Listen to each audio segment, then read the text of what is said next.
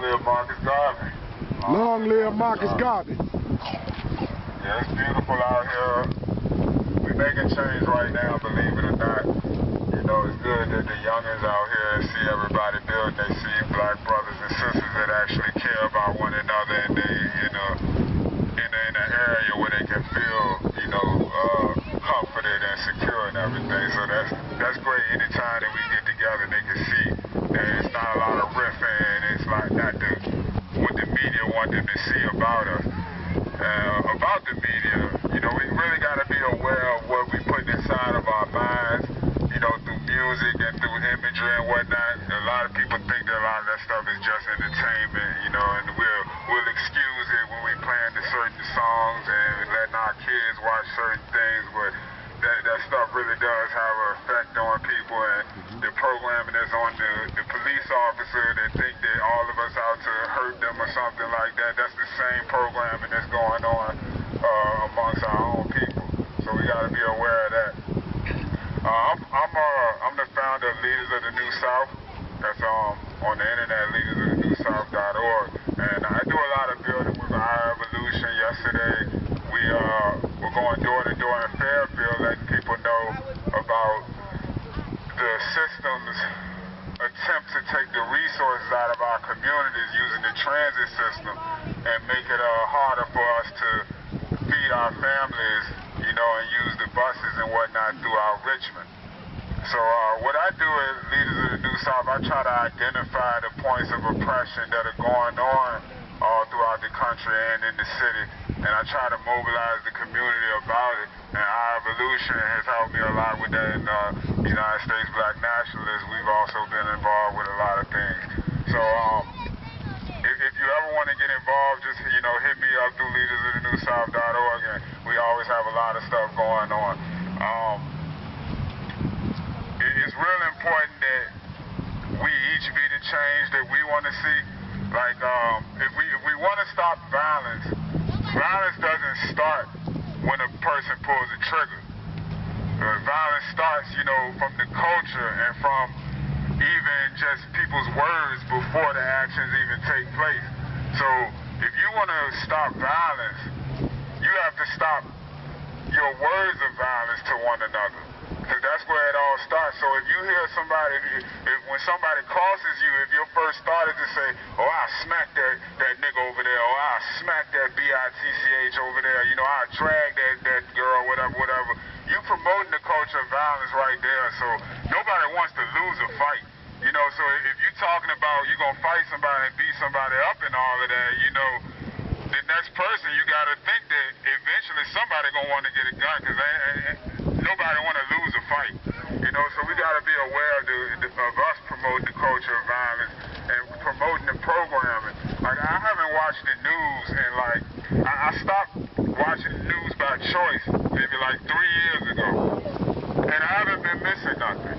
The only thing that I've been missing is being afraid of my brother when I'm walking down the street, being afraid of my sister, thinking that somebody gonna rob me, somebody gonna kill me, I'm not involved with that type of lifestyle where I would come into contact with a lot of that BS, you know what I'm saying? So I don't really have to worry about none of that. I'm not out there hustling and everything like that. So I understand that's the people that don't live in our community that feel like when they walking down the street and everything that they gonna get robbed and everything. We know what's going on in our community, and if you stay away from the nonsense, then none of the nonsense really gonna come back to you too often. Not too often. I'm not saying that it won't ever. Bullets don't have no names on them, but if you're not out there promoting that culture, you're gonna be pretty much insulated from it for the most part. But I just came here to support the sister that threw the event together, and the brother right here. I like to look. He get on me because I don't focus so much on. I feel like I don't focus on the actions that we really see. I like to get to the root causes of everything, and I feel like the root cause of violence and all of the problems in the community is white supremacy. I feel like that's the root cause of everything. I feel like we were put into these situations to hate one another when the programming that they put on the media is teaching us a whole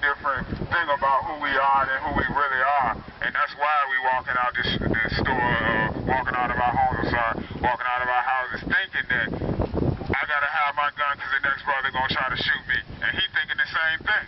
Because that's all they showing us on the news, like how I say when we out there at RBG Fridays, like it's been like 18 weeks now, right? 23, was it? I missed a few of them. I missed a few of them. 24.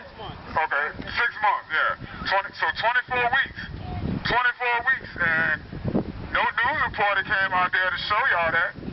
No news reporter came out there to show you the cookout that the brother threw at Bird Park and how it was hundreds of us out there doing a kickball game with the kids and building. Rebecca, you was there.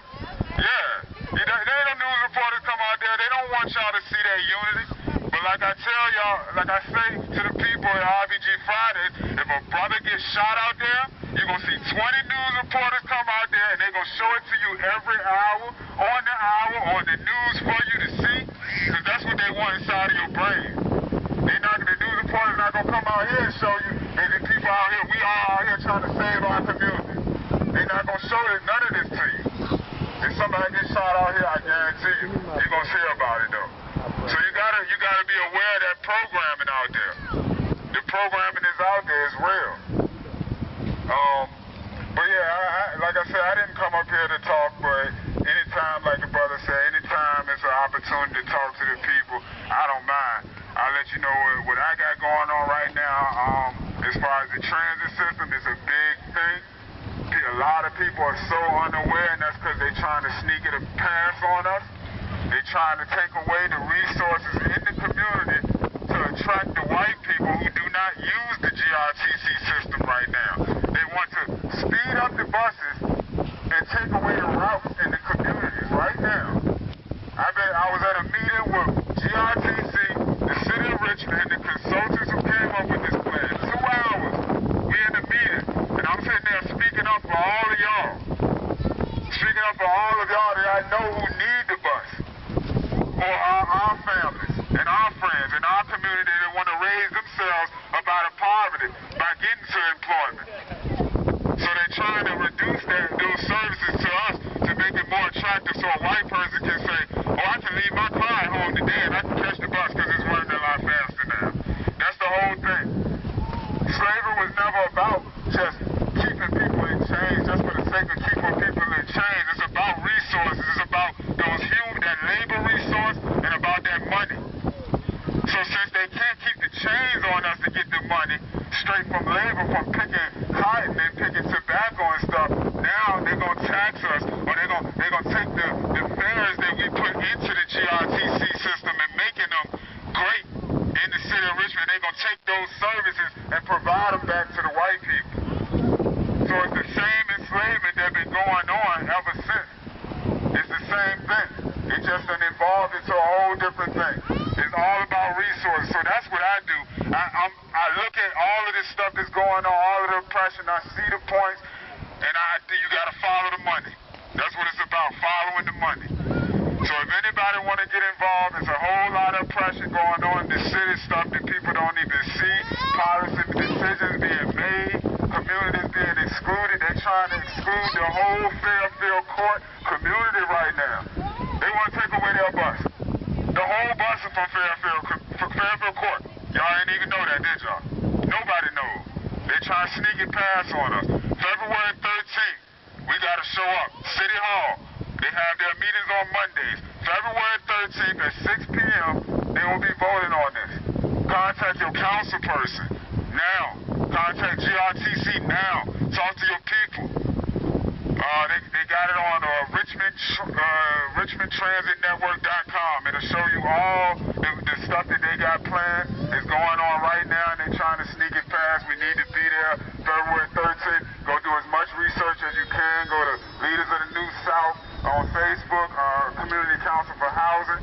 Leaders of the New South Community Council for Housing. Come talk to me. I'm not doing this to be out here in front. I'm not doing this for no publicity or nothing like that. I'm doing this for us. And I don't get none of this done on my own. The brother right there was out there with me. That's New Black World on the TV on YouTube. Our Evolution was out there with me yesterday. We was just going door to door. We not getting paid for none of this. I rode the bus, the whole route.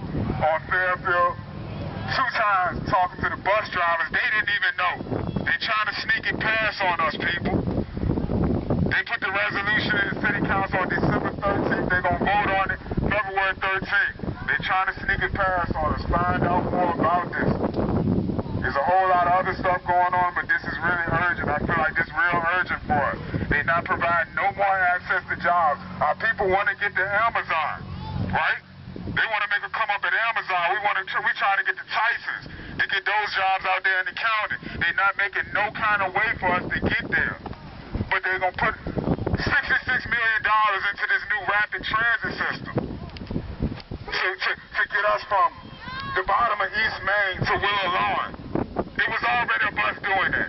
My first job was at Cinnabon. I'm from Willow Lawn. I'm from Churchill. I used to walk down to East Main, catch the bus to Willow Lawn. We've been doing that for 30 years, y'all. They're not giving us no more access, but they pretending like it. They're using all these fake numbers and stuff that these council people don't even understand. They're not looking at the stuff, y'all. They're just taking people's word for it.